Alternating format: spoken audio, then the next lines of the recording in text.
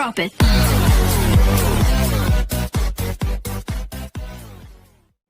Hello students, আজকে তোমাদেরকে আমি করাবো লেসন 1-এর it's all began with drip drip, যার লেখিকা হচ্ছে অলকা শঙ্কর আর শার্লিন মুকুন্দন।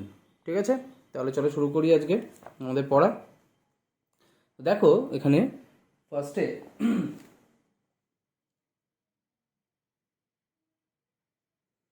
যেটা দিয়েছে, a tiger was caught in a storm. Storm কথাটার অর্থ হচ্ছে ঝড়। একটা বাঘ ঝড়ের মধ্যে আটকে পড়েছিল। He had wandered near the village. Say village মানে তো তোমরা জানো গ্রাম, তো গ্রামের কাছে সে কী করছিল, সে ঘুরে বেড়াচ্ছিল। Looking for something to eat, কিছু খাবারের উদ্দেশ্যে।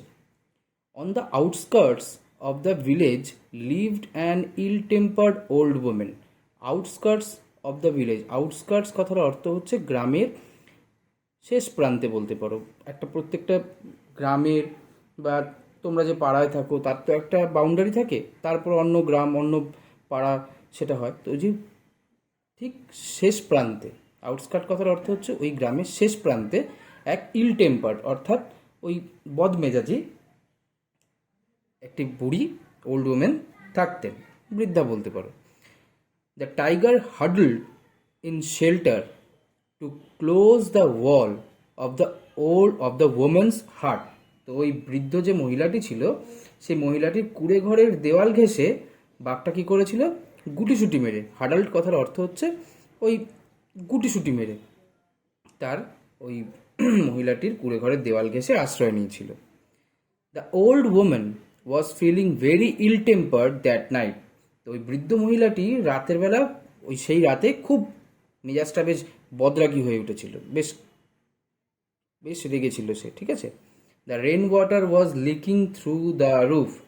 সে কেন রেগেছিল বোঝা যাচ্ছে এবারে, কারণ তার কুটিরের ছাদ চুইয়ে বৃষ্টির জল পড়ছিল। Okay, there is no escape from this drip drip, she muttered angrily. সে মানে রাগে গজগজ করতে করতে বলে উঠল যে এই টিপ টিপের হাত থেকে কি কোনো মুক্তি নেই। পুশিং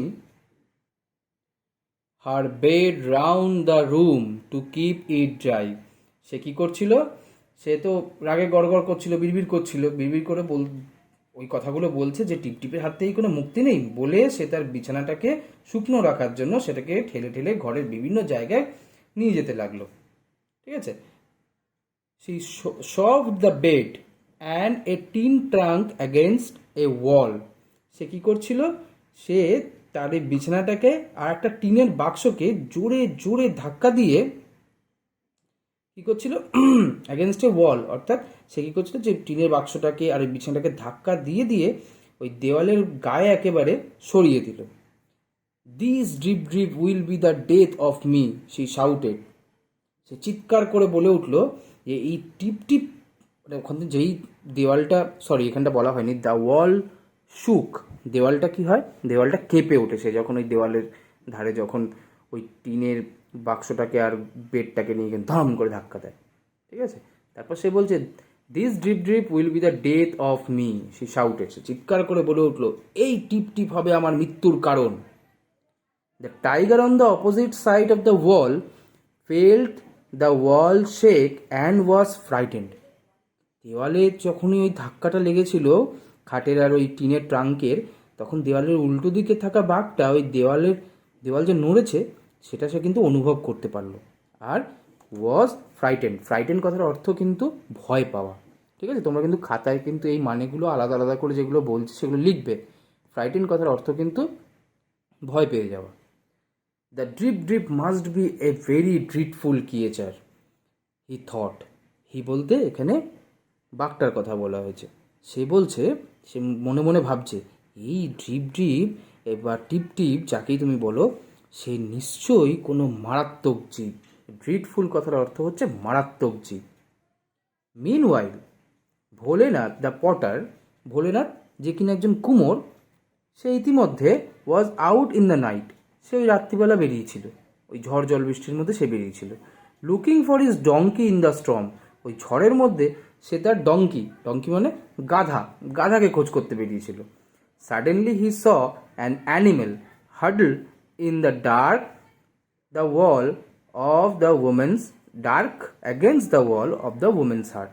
সে তখন দেখতে পেল যে মহিলাটির ওই কুটিরের দেওয়াল ঘেঁষে অন্ধকারে গুটিসুটি মেরে একটা জন্তু বসে আছে। ওকে, তো এইখানে শেষ হলো তোমাদের ইউনিট 1।